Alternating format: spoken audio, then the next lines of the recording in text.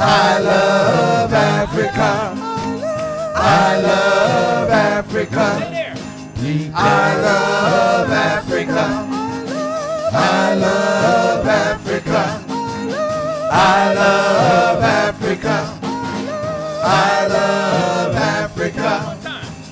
I love Africa. Deep down in my heart.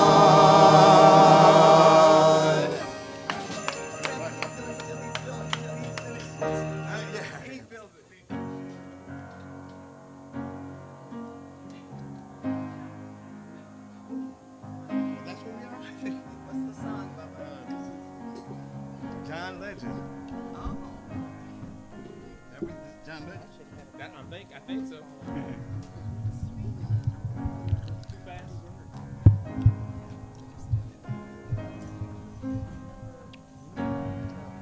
No, that's right there. Good morning, Wosay. Let me get y'all attention.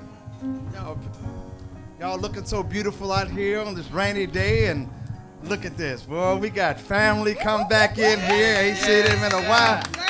I say clear every now and then.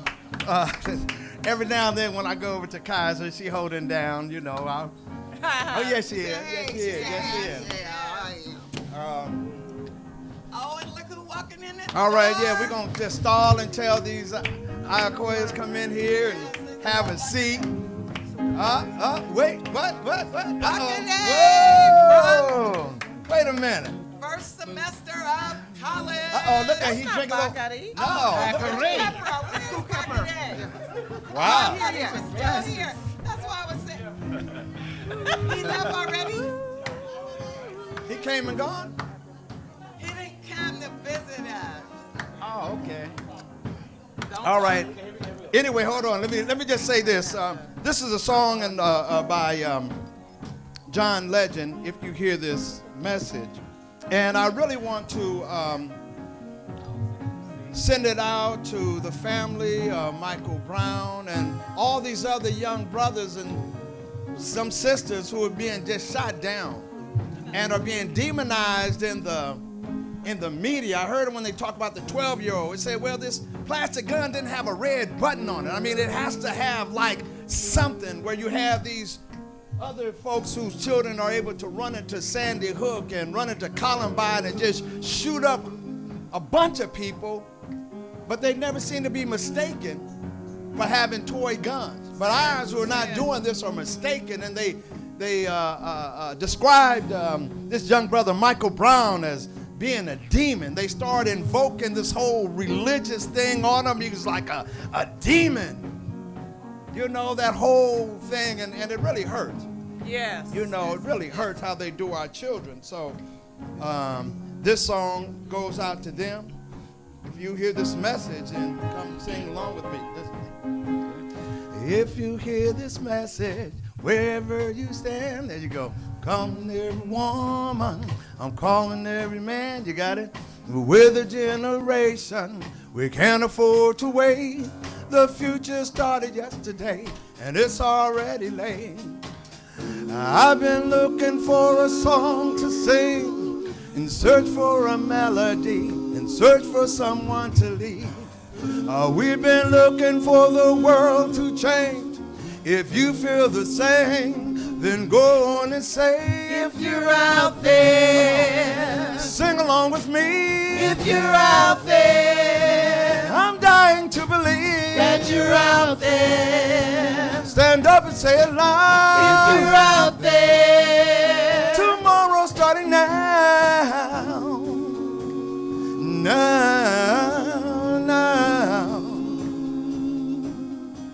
Oh, now.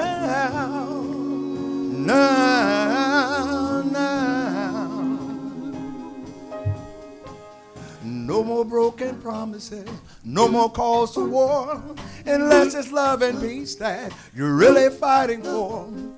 We can destroy hunger, or we can conquer hate. Put down the arms and raise your voice. We're joining hands today. Oh, I was looking for a song to sing. Look for a leader, but the leader was me. We've been looking for the world to change. Oh, we can be heroes. Just go on and say, If you're out there, sing along with me. if you're out there, Oh, I'm dying to believe that you're out there. Stand up and say it loud. If you're out there, Tomorrow starting now. Now, now. Oh, now. Now, now. And if you're ready, we can shake the world. Believe again, it starts within. Oh, we don't have to wait for destiny. We can be the change that we want to be. If you're out there, sing along with me. if you're out there, I'm dying to believe that you're out there. Stand up and say it loud. If you're out there, Tomorrow starting now. Now, now. Oh, now, now, now.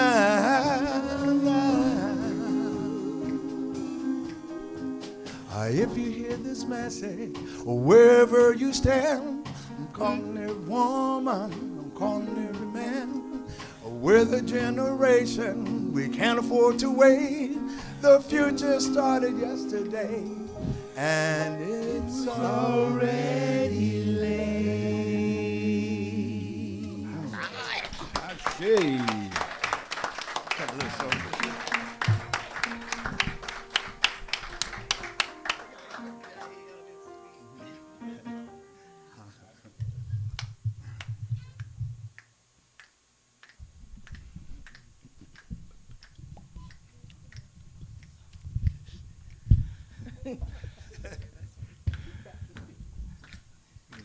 Amen Ra is blessing me right now, right now.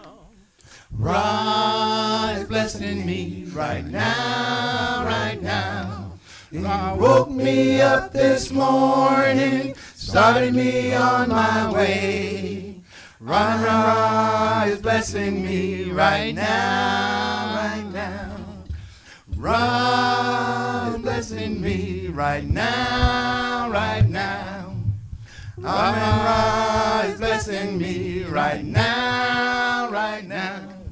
Ra woke me up this morning, started me on my way. Ra is blessing me right now, right now. Ra woke me up this morning, clothed in my right mind. Didn't wake me up too late. Ra woke me right on time. Ra woke me up this morning, started me on my way. Ra is blessing me right now, right now. Ra woke me up this morning to work, study, and pray.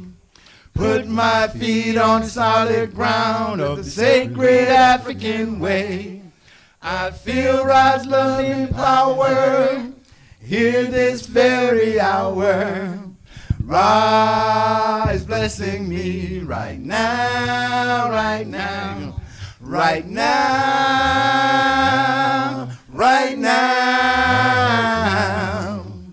Amen. Ra is blessing me right now, right now, right now.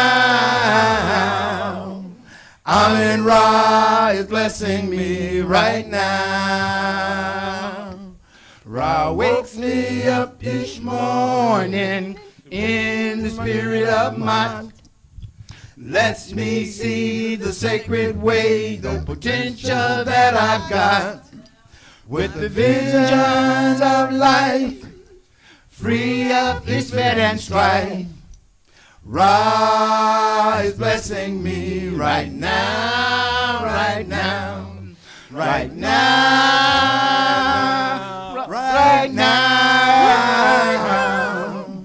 Amen. Ra is blessing me right now, right now, right now. Amen Ra is blessing me right now. Amen Ra is blessing me right now, right now. Ra is blessing me right now, right now. Ra woke me up this morning, started me on my way. Amen Ra is blessing me right now.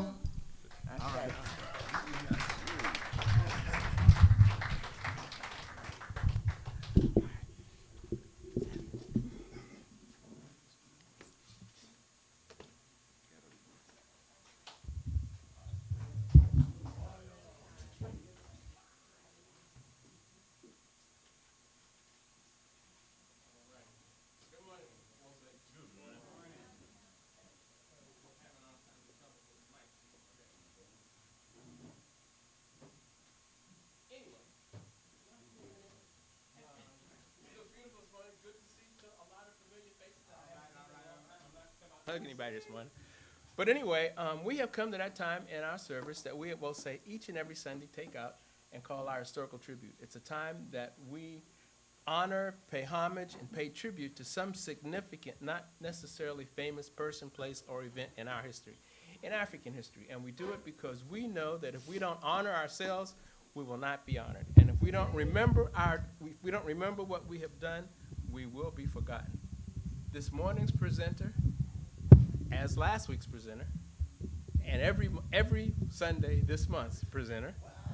That's what he has family with us today. He bought his home field advantage from this morning. Come on up, Brother Ustadi, and educate us again.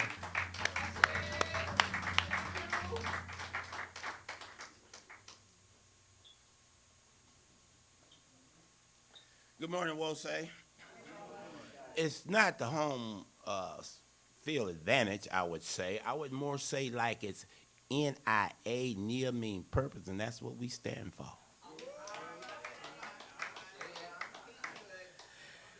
This is the time in our service that we pay tribute to someone, some event in our history that have uplifted our African people to a higher level than we've been before. This historical tribute should challenge us as an African people to not only admire our ancestors' past accomplishments, but to emulate them and surpass our ancestors' achievement. Why? Because there was no cell phone, there was no phones, there was absolutely no internet. Can you believe that? So there's no reason for us to not to surpass them with very little education.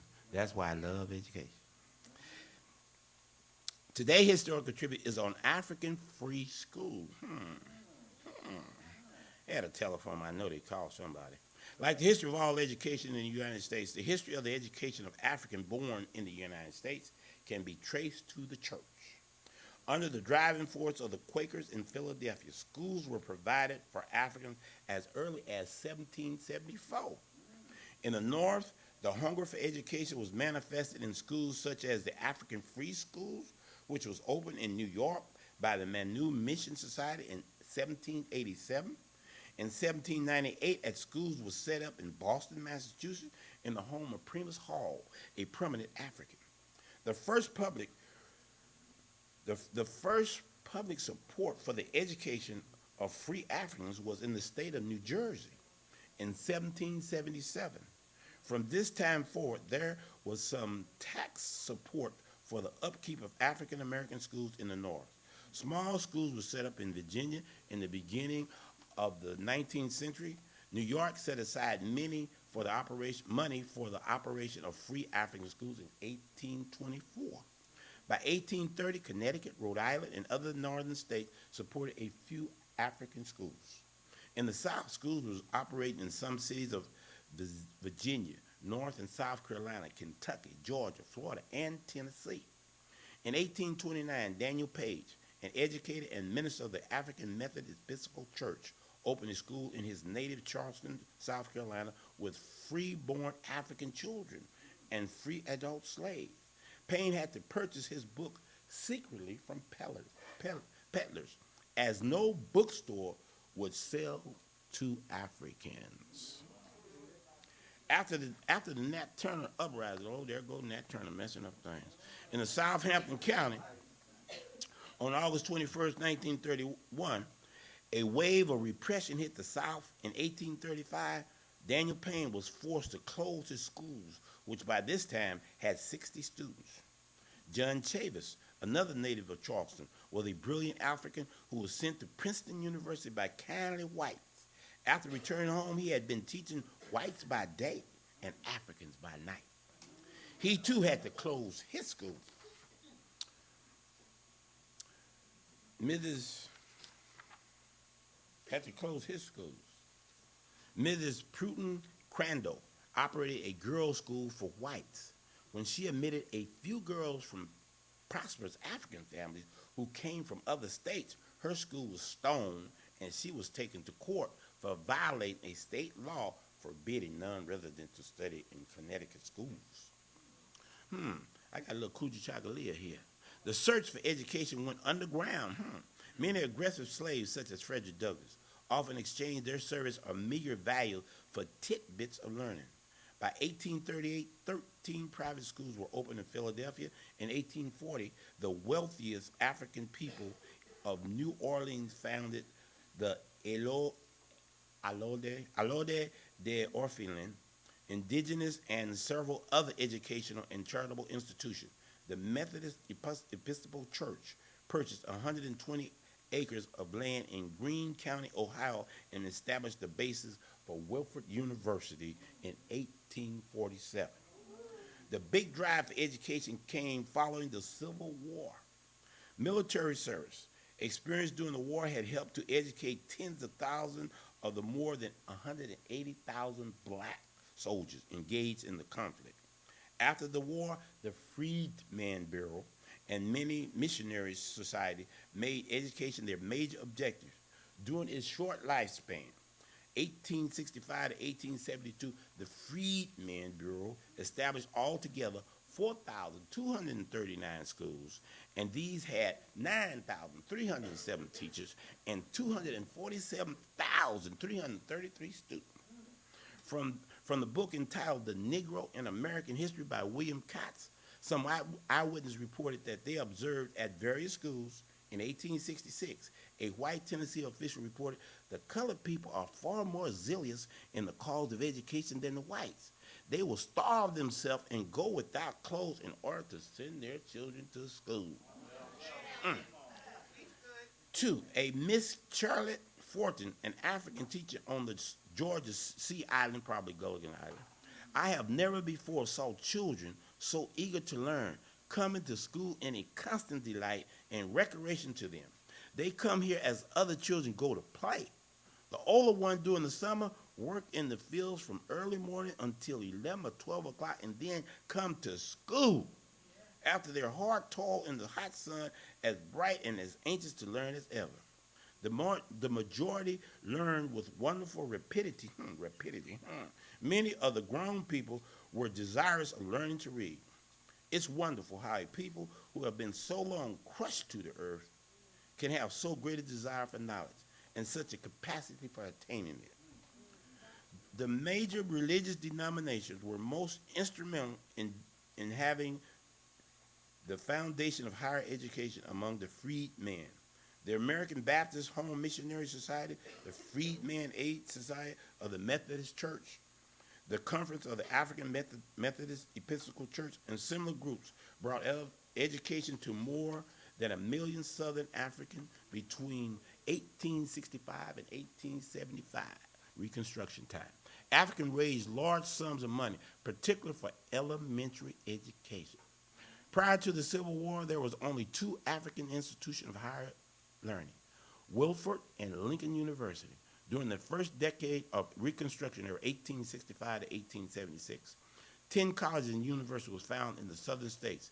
In the next 10 years, 1877 to 1886, nearly all of the ex-Confederate states set up various agricultural and manual arts of agriculture and industry, A&M and A&I colleges, which today dot the South. By 1900, there were nearly 100 institutions bearing these titles. The most celebrated of this institution, established in 1881 by Booker T. Washington. Since that time, many changes have come about. First, with African attending European colleges in the North, and later with Brown versus the Board of Education in 1954, desegregating the schools. They resegregated now. Black education administration hold key position in all areas of education. In the late 1960s, the demand for African studies program in the colleges and universities of the nation was one of the major confrontations. Lower standards of education in the elementary and high school, in addition to the cry for African study program, was a dominant concern for the African community. The answer to these needs and demand is a problem which remains to be resolved today. According to Dr. John Henry Clark, my teacher, said, the crisis in African education is really a crisis in African self-confidence. Most of us who have thought seriously about the matter knows that our former slave master cannot afford to educate us. Powerful people never educate the victim of their power and how to take their power away from them. Very important. This simple fact elude most of us, especially those African Americans who call themselves scholars and leaders. This historical tribute is dedicated to all of the free African school founders during slavery and post-slavery who taught literacy to the illiterate, conveyed the consciousness of freedom as opposed to the conscience of enslaved people who continue to struggle for the minds and soul of our African children and never gave up. Never gave up.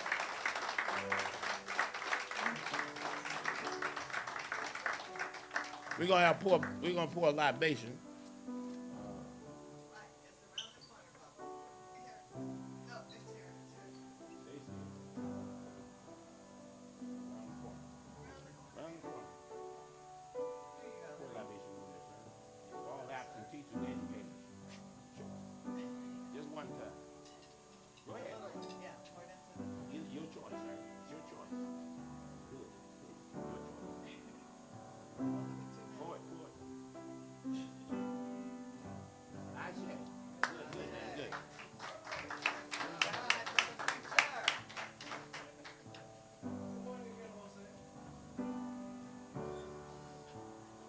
This morning, good morning again, Mose. Good morning,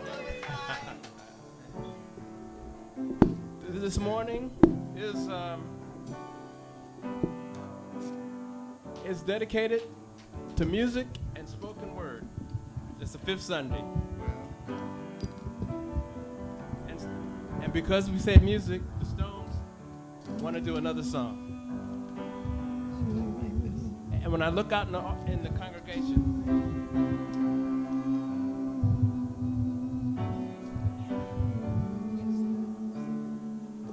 I see Mama Jasiri's husband, Babu Stadi, is here.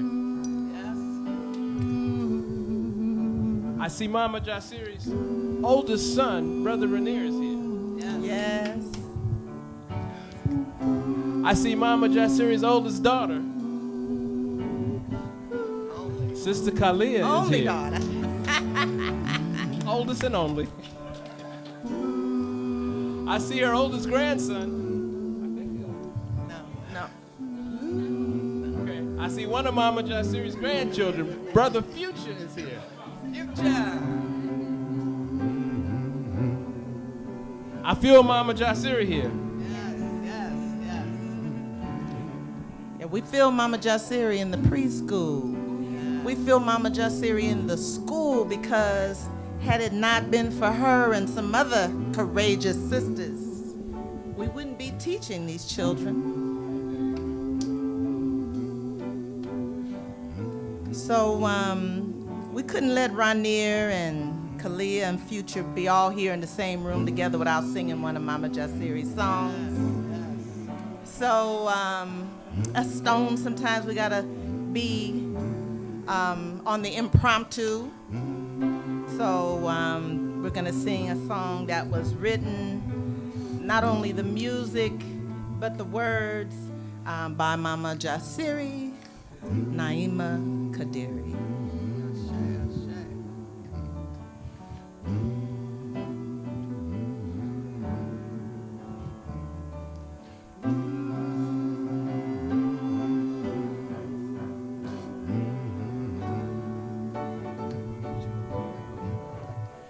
I am so thankful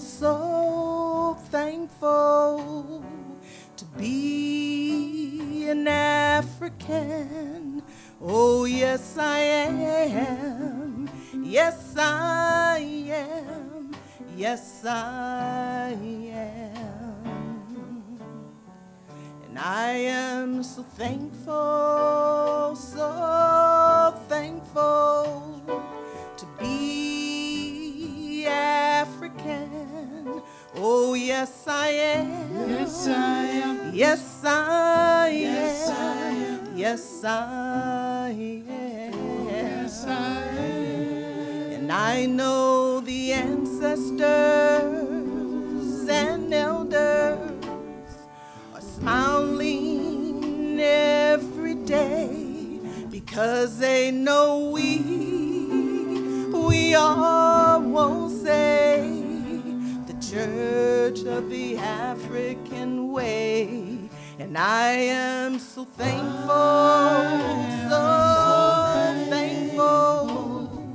to be an African. Oh, yes, I am. Yes, I am. Yes, I am. Yes, I am. Yes, I am. Oh, yes, I am. And I love you, and you love me. That's the way it's supposed to be. It's God's destiny. It was meant to be. We should be together as one, and I am so thankful. Are you thankful to be African? Oh, yes, I am. Yes, I am. Yes, I am. Yes, I am. Oh, yes, I am. In God's creation, hatred should never be. Love is the way to eternity. It's God's destiny. It was meant to be. We should be together as one, and I am so thankful, to be an African. Oh, yes, I am. Yes, I am. Yes, I am. Yes, I am. Yes, I am. Oh, yes, I am. You know, Mama Jasiri worked tirelessly. She worked, they say, from sun up to past sundown. Mama Jasiri, she loved hard. She loved real hard, and she loved her people. I never forget the last person, this brother, his name was Leonard. Mama Jasiri, he was the last person Mama Jasiri met. And to this day, he says he'll never forget what she taught him. And we had a long conversation, and she said, "Baby, don't you know you're African? Look at your skin." And I mean, his eyes were wide open. And so even leaving, she left an everlasting impression. Just like within our hearts, Mama Jasiri lives, was an angel amongst us. Our school thrives because she said in a council meeting, when we said we were gonna close the school, she looked up and said, "Y'all ain't closing the school. I don't know what you gotta do, but you're not closing the school." She went on back to knitting. We don't say that anymore. So thank you, Mama Jasiri. Thank you. Ashe.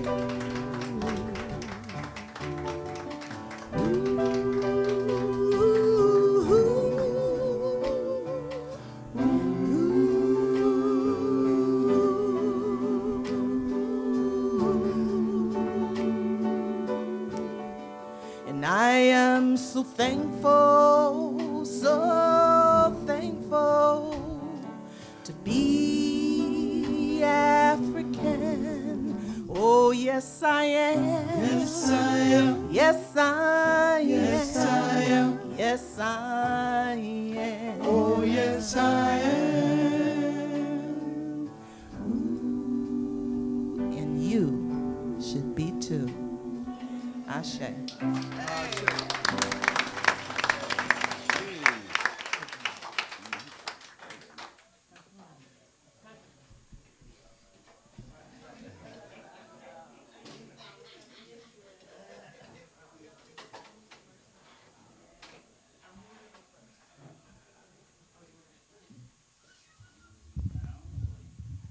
Oh, you want to do this?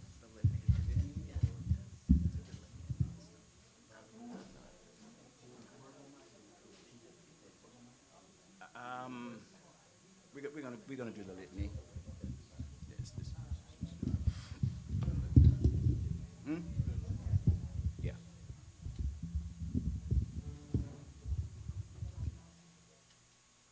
Good morning, we'll say, and it's good to be with you this morning on a beautiful rainy morning. And it's good to see Sister Kalia and Rainier and the next generation, young future, and study, of course, and then all of you. It's always good, it's always reassuring to see you, those that come faithfully to lend your time, to lend your support. It's very much needed. It's very much appreciated. And this is the time in the Wose community known as the Litany of Sacrifice. And as our princes and prince move amongst you with offering envelopes to accept. Thank you, Jalea. Thank you. To accept your contributions. Very needy contributions, community. It's only a few of us, but the gravity and the breadth of the work remains the same. And as you prepare your sacrifices, this morning's inspiration reading comes from the Hosea, comes from the book of Ptahhotep, page number 43, passage number 6. And the very wise Ptahhotep says, if you move among people, gain respect and trust through speaking openly and truthfully. Those who are trusted and speak truthfully will become leaders and masters of themselves. Those who master themselves enjoy good name and are not maligned. They are in good health, and their face is turned toward their people. And they are praised without their knowing it. But those who hard obeys base desires cause contempt rather than love. Their heart diminishes, their body dwindles. Those of great heart are the chosen of God. But those who obey base desires becomes the possession of the enemy. And then he goes on to passage number 7, and he says, if you are a leader, see that your plans you make are carried out.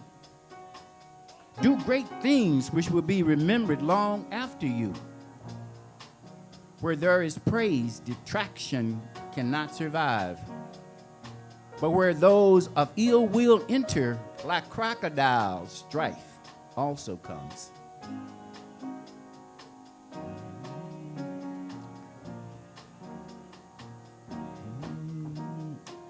And as we continue to collect those needed sacrifices and contributions, I'll add one more passage from the great Ptahhotep.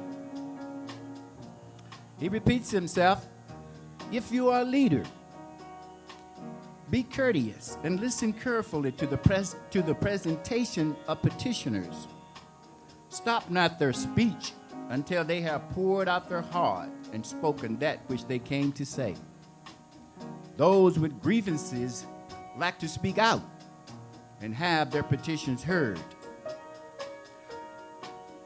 But whosoever stops a presentation raises the question of why. Why does one having this power act in this manner?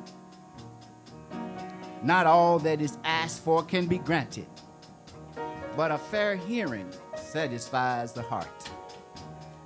Ashe. I love Ptahhotep. He's obvious, was an extremely wise and intuitive man. And we give thanks and praises for his coming and for his rendering of those words. And with your contributions and your sacrifices having been duly collected, let us all stand and recite the litany of sacrifice.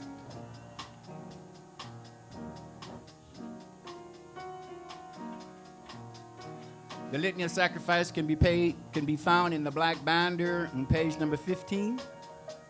For those that have not memorized the beautiful passage. And as we stand and we find that page number 15, settle ourselves and let us read together. Save us, O Holy One, by your name. Vindicate us by your might. Hear my prayer, divine protector. Listen to the words of my mouth. How can we repay the Holy One for the gifts that have been given to us? We will lift up the cup of salvation and call upon the God of our ancestors.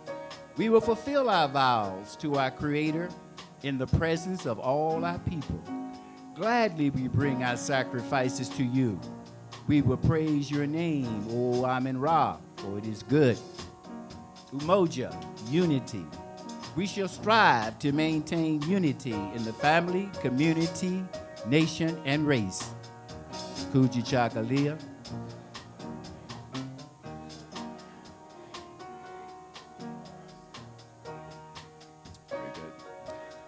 Ujima, collective work and responsibility.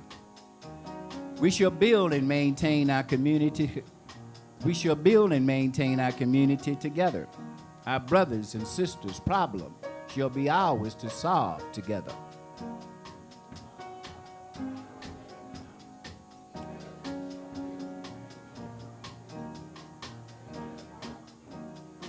Nia, purpose. We shall make our collective vocation the building and development of our community and the restoration of our people to our traditional greatness. Kaumba.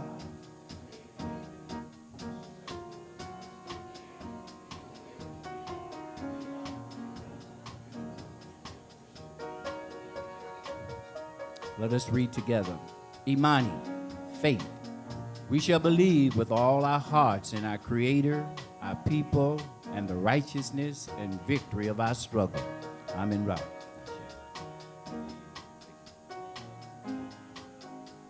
And as the candles of the Canaro of being lit, kneeling pads have been laid at the front of the altar. Others, you may assume a comfortable position at your chair for a moment of prayer. As Brother Tamba and Minister Greg provide us some very nice melodic music. And I say, oh, Holy One, divine Creator, thank you for life. Thank you for each and every one that came out this morning. Thank you for each and every one that made that sacrifice, whether it be in time, money, and service. we thank you and we give thanks. We pray and we ask, we beseech, O Holy One, to help us to build, to help us to grow, to help us to multiply these sacrifices, that we may do greater works, that we may do work in a more expansive way and with greater abundance. As our people are very desperate in this time for truth, we ask that you be with us, grant us clarity of mind, clarity of thought. Be with us throughout the remainder of this day, throughout the remainder of this service. Grant blessings and protections upon each and every one.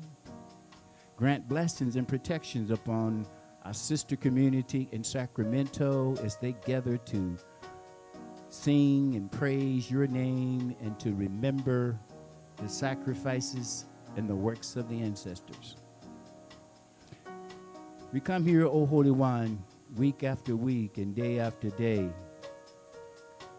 and we do what we do not in vain, but we do it in the firm remembrance of the great work and the sacrifices of ancestors and the work that you demonstrated through their deeds. We ask that again, that you support us, that you demonstrate that same commitment with us as we go forward in this most needed and powerful work. These blessings I ask in the name of those sacrificing ancestors who gave so much that we might be here today enjoying the freedoms that we do. Ashe.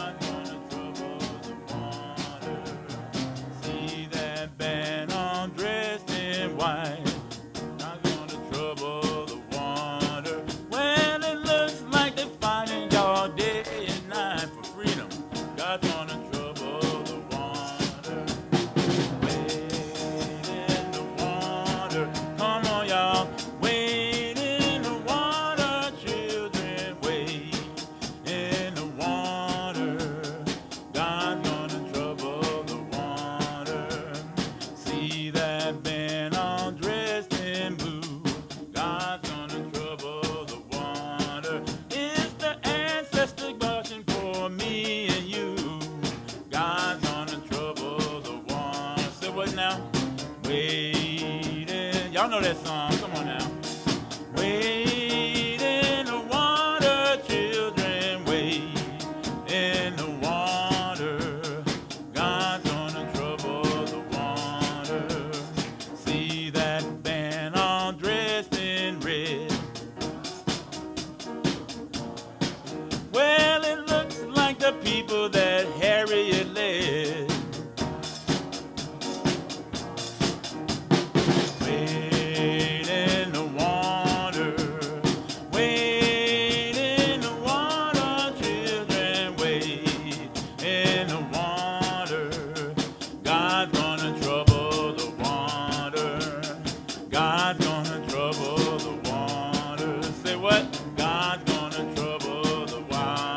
Y'all, God's gonna trouble the water. Say what? Say what now? God's gonna trouble the water.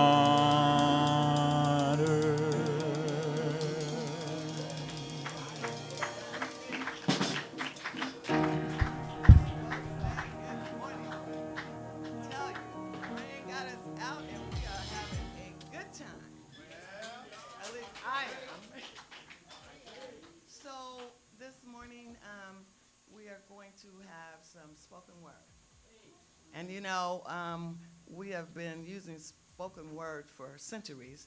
Our ancestors used it in quilts to say what was happening. You know, the quilt that had the clothes on it said at the next stop there would be clothes. The quilt that had the wagon wheel on it said there would be transportation. So spoken word comes in forms. And today we are going to have some of our own people bring us some spoken word. And the first among us is going to be our hard-working Baba Sydney. I don't know if we're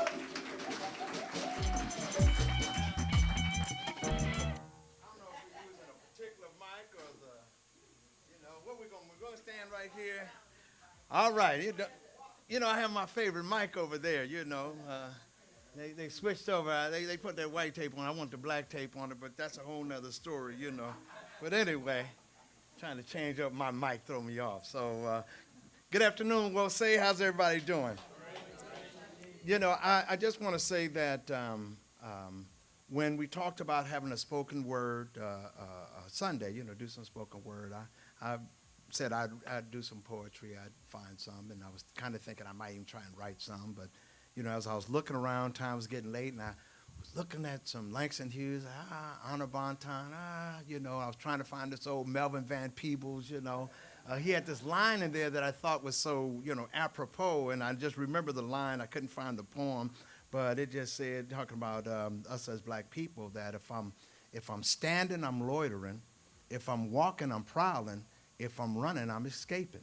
And you start looking at, in light of all that's going on. So I was trying to find that. I was like, man, that was so profound. That was like late 60s, early 70s. But anyway, as I was looking, and just as Spirit happens, this book that Mama Akonke bought for Mamu Pacey has been sitting there, and for a year I was saying, I'm going to bring it in, I'm going to give it to him, I'm going to give it to him, I'm going to give it to him. And I was looking around, and then this book was just sitting there, and I was like, book of poetry just sitting there that I'm supposed to bring to Wosay to give to Mama Akonke. So thank you, Mamu Pacey.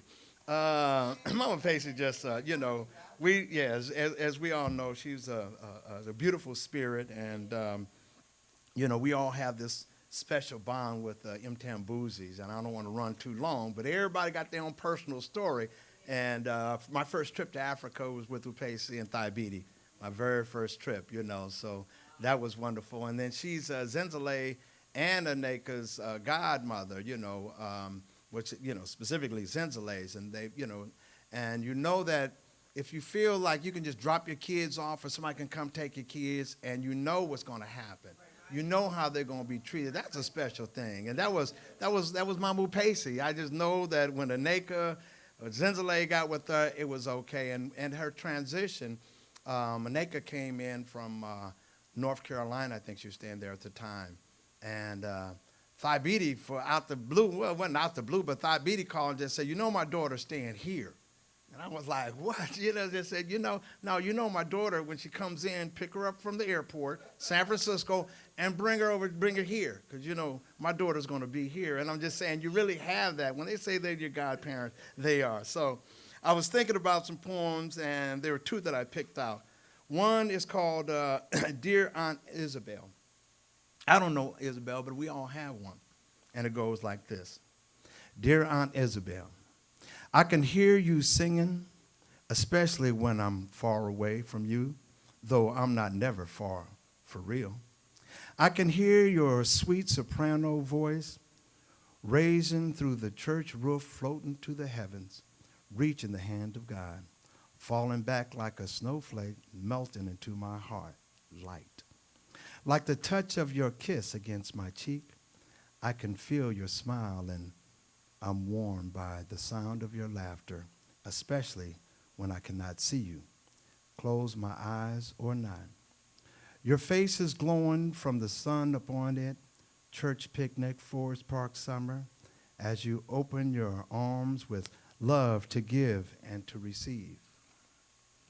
Your singing voice rings in harmony among other melodies from Benny and Dot and Jim, from Bernie and Eva, Alfred and Bernice, Paul and Faye. A chorus of love, my blessings to hear. I am still the small, quiet child near you all, thankful for your blessings and this family I have received. As long as my spirit lives, I will always hear you singing. Thank you, Aunt Isabel, your loving niece, Upesi. And I think this was one of my favorites, and I believe it was read at her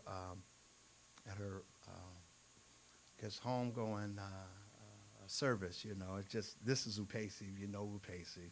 It was things to do today. That was what I'm saying.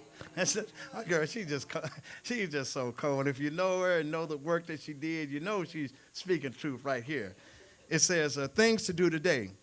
Wash the dishes, clean the closets, weed the garden, fix the bathroom faucet, save the virtue of my daughters and sisters, the self-esteem of my sons and brothers, and the battered egos of my husband and all his friends.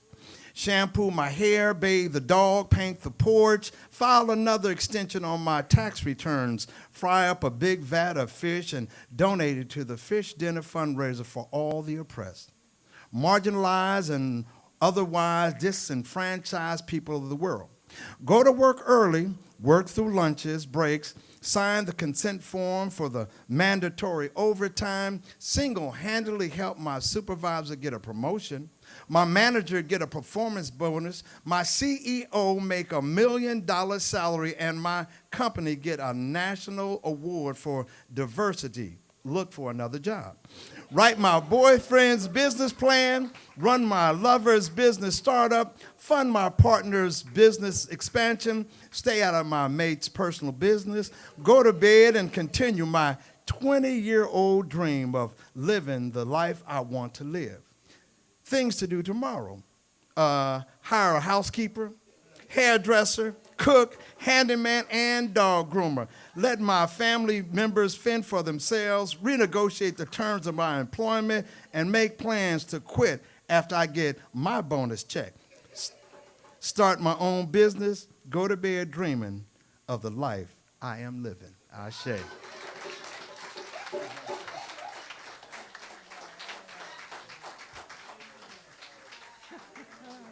Thank you, brother. Thank you, Brother Sidney. And I don't know what the order is. I don't know if I was supposed to go second or not. But I like to follow Sidney because I know no matter what I say about my point, I won't take as long as Sidney. So anyway, let me start by saying I'm not a poet, right? I mean, I've written a couple poems, but I don't consider myself a poet. Just like I play the piano a little bit, but I don't consider myself a piano player. But what I do is I have a lot of old albums in my house. I mean, old albums, vinyl. And they sit there, and every once in a while I pull them out. So last night I was looking for one in particular, and I thumbed through like Richard Pryor and Bill Cosby and other comics. And then I went to poets, and I saw, Kenara, who's here sometimes. I went past his album, and Sister Fabia, not poetry, but she's there. Haki Madhubuti, and the last poets, Wanda Robinson. And then I found what I was looking for is this brother who calls himself Bama. Okay, he calls himself Bama. His real name is George McCord. It's a really, really obscure album. In fact, I may be the only person in America that still has it. It's an old album. And this brother, on this album, he's a poet, and he's full of very unique ideas. And so I wanted to do this poem because he has a very unique, maybe not so unique, but a certain idea about the holiday that we just went through last week. And so I wanted to share his thoughts about Thanksgiving, okay? Pilgrims, they called themselves, back in 1620.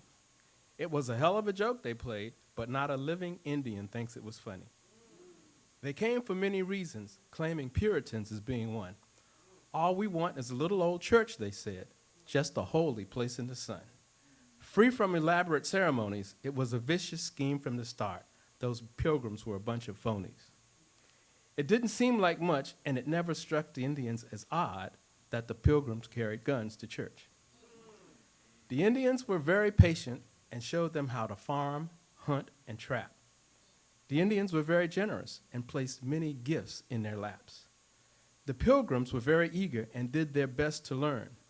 The colony boomed, and little did the Indians know that that was to be their doom. Now the tables begin to turn. The pilgrims with short patience, the pilgrims with short patience in their teachings, and the Indians too slow to learn. The shoe being on the other foot, this holy place became a different thing.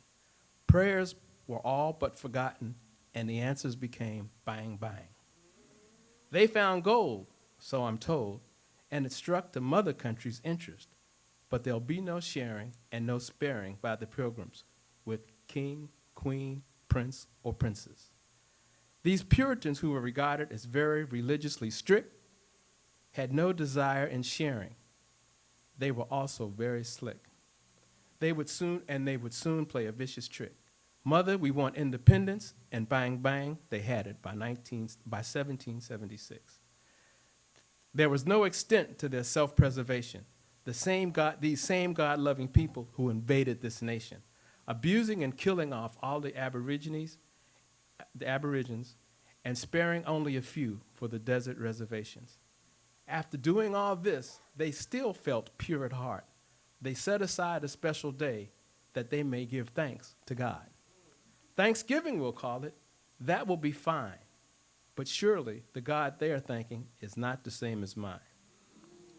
If I'm really to give thanks and praise to God, the thing that I'll pray for most is for something to keep us apart. You give thanks for destroying an innocent people who welcomed you in when your own had deprived you of the right to pray. You give thanks for taking the land of a people who gave you a place to stay. God have mercy. Eat your turkey. Go on and give your thanks. I'll eat with the Indians a much better meal. I'd rather have beans and franks. Happy Thanksgiving.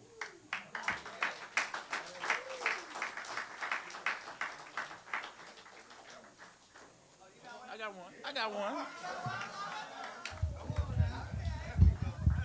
So art is, like life. And this week, what we just witnessed and went through with this stuff in Ferguson just reminded us of some things. And I know for me, when I'm feeling like mad, hurt, sad, I look to the music. I look to the art. And so this week, as I was going through the playlist,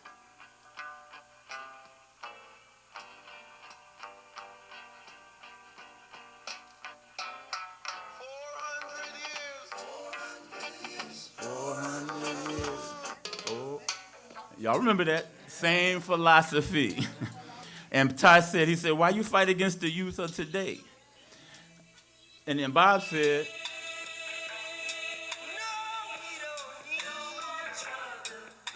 it might help you out sometime. You got to listen to something.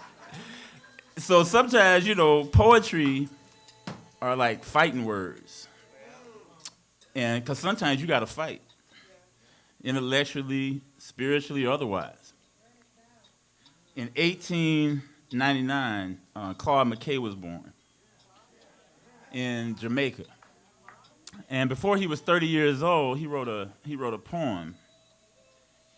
And Claude, he was like 29 years old. It was the height of lynching.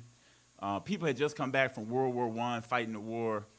And there was this whole movement in Harlem called the New Negro Man movement that led to the Harlem Renaissance. So some people don't know that it was a sense of manhood. So forgive me, I'm going to talk about men, but it's about the community, because Claude McKay was putting it down. And he wrote a poem that was so intense that people was trying to ban it, censor it, and it became the call for that generation. If we must die. If we must die, let it not be like hogs hunted and penned in an inglorious spot, while round us bark the mad and hungry dogs, making their mock at our accursed lot. If we must die, oh, let us nobly die, so that our precious blood may not be shed in vain. Then even the monsters we defy shall be constrained to honor us, though dead. O kinsmen, we must meet the common foe.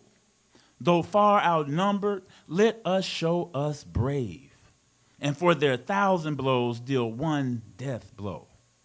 What though before us lies the open grave? like men will face the murderous, cowardly pack, pressed to the wall, dying, but fighting back.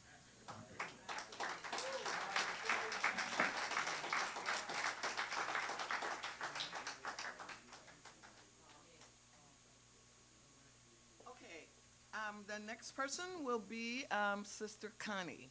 Kind of break up the male energy.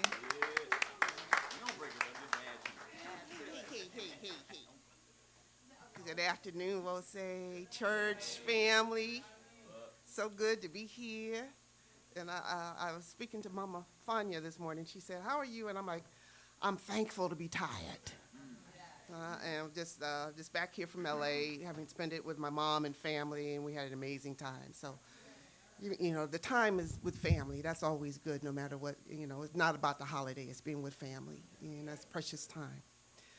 So today, I've read this poem before. It's from authored by Sister Ruth Foreman. She lives in Southern California, and the title of her book is "Prayers Like Shoes." And this is the book. It's just a lovely piece.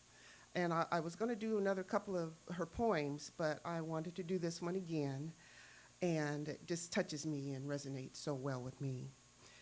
Prayers like shoes. I wear prayers like shoes. Pull them on quiet each morning. Take me through the uncertain day. Don't know what might knock me off course. Sit up in bed, pull on the right, then the left, before shower, before teeth. My mama's gift to walk me through this life. She wore strong ones, the kind steady your ankles. I know, 'cause when her man left, her children gone, her eldest son without goodbye, they the only ones keep her standing. I saw her still standing. Mama passed on some things to me. My smile, sense of discipline, my subtle behind. The best she passed on, girl, you go to God and get you some good shoes, 'cause this life ain't steady ground. Now, I don't wear hers. You take them with you, you know. But I suspect they made by the same company. Pull them on each morning, first the right, then the left. Best piece of dress I got.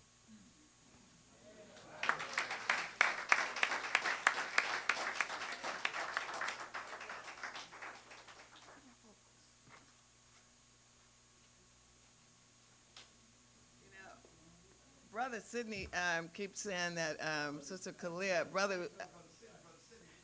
Okay. So around the room came the message that Sister Kalia is going to do a poem. Yeah, and you know, Mama Jasiri have so many poems, so she's going to get her poem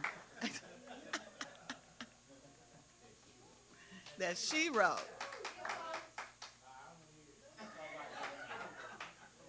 Come on.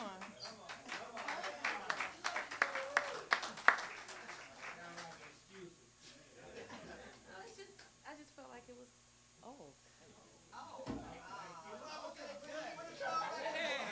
That's not positive.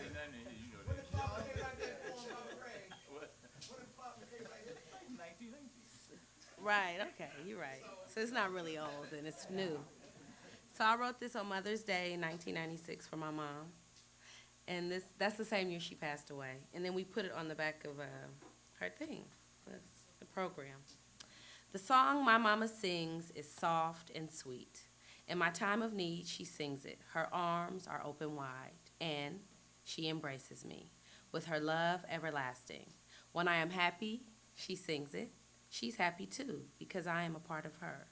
And her smile hits a high note. When I'm sad, she sings it, comforting me, knowing that our time of sorrow will pass, and we will be together once again. When I'm afraid, she sings it, warding off all evils, letting me know not to be afraid because she is there, and her song will protect me even when I'm angry. And not so good to her, her song never stops. Soft and sweet as it has always been and always will be. Her song guides me, and I know she loves me. Her experience, the verses, the chorus is her love. She sings it and sings it and sings it. Mama's song blooms like a flower in the sun. So soft, so sweet, her beauty ever giving.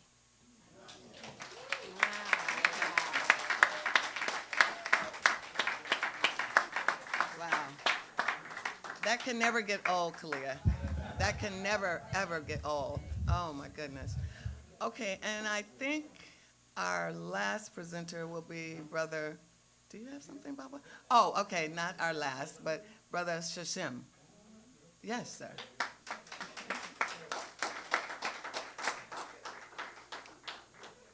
With that cool walk.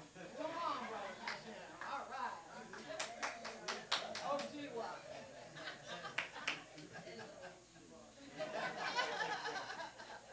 There you go, Baba. Go ahead, go ahead. Well, here we go. I'm gonna take a deep breath because I've been a long time since I spoke before people before. And it'll be the first time I've done this, some things I've written down. I don't know if you call it spoken word or poetry, whatever you call it. I'm calling it. Just my thoughts and trying to make a rhyme and a little rhythm to myself.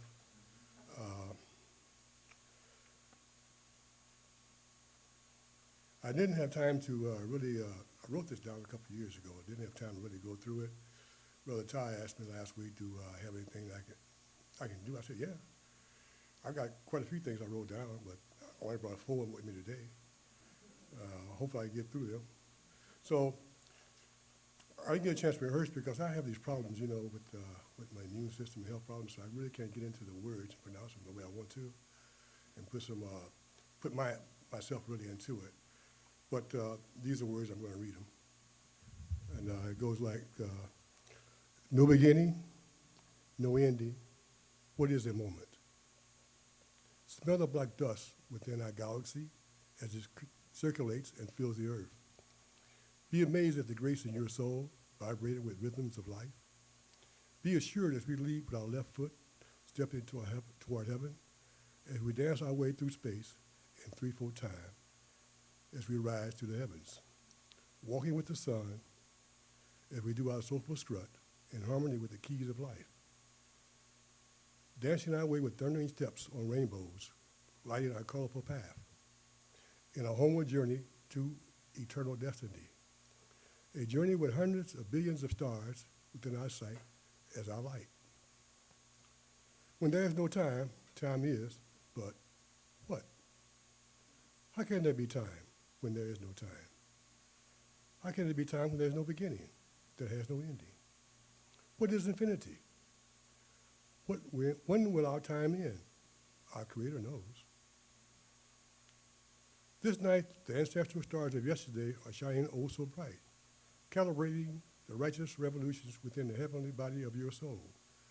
Your ancestors and you are the same. Today is your life, your right to walk the earth. Tomorrow, you will be the ancestor. Look within the evolution of your life's journey from the old you to the new you. Use the keys of life. Unlock the wisdom within your natural original self. Become students of unlimited knowledge that only nature can teach in volumes of days long gone by. Behold nature's days. Witness the beauty of building the temples, praising the holiness of the one God. With the right foot firmly on the earth, listen to the wisdom in the songs of the ancient ones of the black dust. There is a song in the history of human evolution stored in the roots of the living. A people that fell so far from knowing the truth, a culture so deep in Kemetic history and tradition, some claim it's a mystery. So they renamed it chemistry. It's named so deep in antiquity, some close their minds to the technological achievements of the great ones, calling it wonders of the world. Some use Kemet tradition as science, major in all things, from the big rocks of the high mountains to the downy dust sands of the desert. Raindrops with comparison to the rivers of oceans. Few of the old ones can recall the reading the trees, rings of history around the trees, telling thousands of years of their history on this earth. As leaves fall from the trees in a natural process, a true statement of seasons repeating itself cycle. If the leaves could recall a time as told to them by their root members, as was told to them by the black dust of earth in the beginning of earth creation, each tree trunk has a wealth of information to be confirmed by each limb, each branch, each leaf, in the life history of the tree's life, according to its root members in the black earth. We as humans must look back to the roots of humanity in the dust of history. Retell the story until we get the history right in truth and justice. Let each people of the 7 continents sing of its life journey into the winds of changing times. Oh yes, in a breath. Let us never forget what nature taught the ancient ones. They knew the formula to transform dust to pyramids. Thus was the first technological revolution in our evolution so documented. Let us seek out the hearers and seers of ancient truth, who seek for us all to use our mind in these righteous times. Find the righteous paths to gateways of unlimited knowledge for today and tomorrow's sake. Do you remember the fall? Just try to recall when, like a leaf high in the sky, it can be seen with our third eye. We can't be reborn, begin anew with better insights for a better day. There's no beginning, there's no ending, just universal cycles of time. That's it.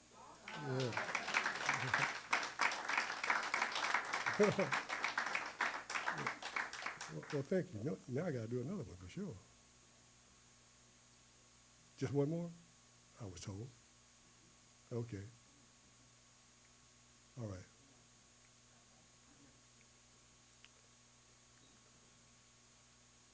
Well, let me see if I can find it. Okay, let's see. Okay, here's one here. It does not matter the color of the car, not the model of the car, nor the name of the car while walking while black if you get hit in the crosswalk. That only matters for a police report. What matters, why is it happening so often? Much too often they would not stop to let you cross the walk while walking while black. Why is that? In Berkeley, California, they would stop most often to let you cross while walking while black. Why is that?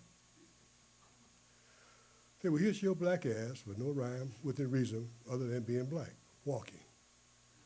Where is their human respect? Now we have to put on the brakes for those who are walking while black. We have to make sure that while driving, they are not risking their lives attempting to stay healthy while using their legs and their human rights. Apply the brakes for those walking while black.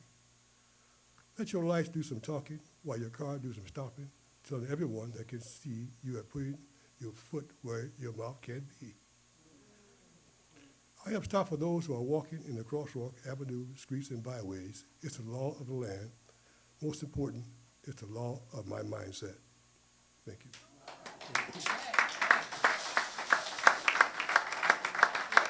That was good. Excellent. So now Brother Katabazi is going to bring us 1, 2. I'm going to do 2. One is short and one is long. And I'm going to do my poetry to a little bit of music. Good, right there. A couple of poems I did when I was in Jamaica a few years ago. I was in a poetry presentation down there, and so I'll share some of that with you. Some say him Rasta. Some say him Muslim. Some say him Christian. Some say him Zoroastrian. But our man say him human. Knock, knock, tick, tock, rock the clock, tell it lock. But don't get a shock. Who's there? Does anybody care? I heard, I felt the beat. Makes me wind up my waist, makes me pat my feet. My mind spins and reel cause they don't feel, but they rob and steal. Steal your heart, steal your freedom, freedom to play the drum. Let them run, come run. Run, jump up, twist and land. Yes, man, here I stand. I felt the beat. The crowd was grooving, moving to the bass line. Oh, he's so kind, she said, but loving. I feel the groove, I gotta move, the move is cool. I'm no footstool and I'm nobody's fool. Then the one drop beat drops, then repeat, it don't stop, moving to the top. Body sway, hips move, knees bend down low to tap into a flow that makes me glow, a glow that makes me prance and crow. But war and violence breaks the silence, breaks the peace, while screams unleash like human flesh when a bomb explodes and there's nothing left. But the rhythm, it don't stop. I'm bubbling on the rubber dub. My skank is nice, cool as ice. It's Bunny Wailer on the bandstand with a microphone in his hand. Him say, do you want to rock some more? Rock till your feet get sore. Wind up your core. Then rock some more. Bunny is sharp and smooth, like a stepping razor coming through. He's skanking and high-stepping, dipping left and dipping right. The band was so tight, the music seemed right. The crowd screamed out, see them jump and shout. But somewhere out there, spitting bullets takes a life, leaving behind pain and strife, and another mother's sorrow, grieving for her loss tomorrow. I felt the beat. The smell of incense fills the air, while dancers sway without a care. Caught up in the flow of music, dancing the dance. It's all so basic. I cry out, I stand and shout, stop the madness, you stop the sadness of despair. Yet people hope and aspire to a better world, not the doomsayer's twirl. I'll do one more. Thank you. This may be familiar to some of you all. I retraced the steps taken 1,000 times over pavement, earth, and sand, along the water's edge, across from the 1,200 lakeshore apartments just before the inflowing waters replenishing depth and quality. Bobbing ducks feed, small fish scurry for survival. Man with psychosis lingers at a favorite spot, home to the homeless. He acknowledges me with encouraging disjointed words grown from our numerous cut glances of many yesterdays. I step past the new sailboat house. A new Lake Chalet resides across from the enduring Scottish Rite Temple. Refreshed landscaping adds energy to my steps, matching my breathing. The water in the back reflects the zesty moment. The water reflects and flows, swirling traffic adds its flow. The cathedral of Christ the light stands raised on pyramidal form, peak crown, plume feathers bleed through. Children's fairyland, bright and gay, oh, what a glorious day. Bandstand marks my steps below the grade I can't escape. I lean forward and lift my knees. Past the old sailboat house, past the duck feeding pool, children's play area. I walk the earthen labyrinth. I step between the colonnades, past the outflowing waters, cheered on by the spraying aerator. Tourist steps beckon, I decline. The smells from Merritt Bakery marks and end my steps, my many steps around Lake Merritt. Thank y'all.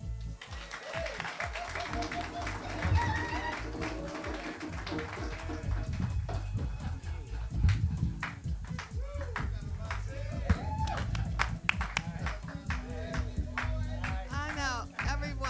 Was that really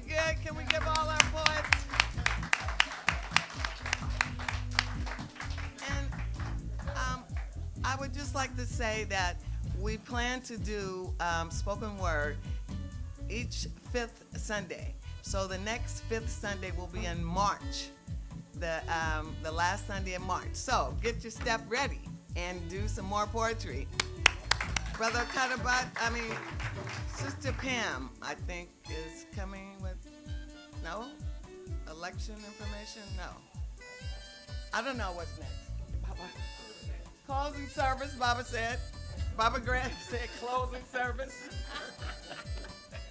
Everybody That's what please he stay. said. Closing service.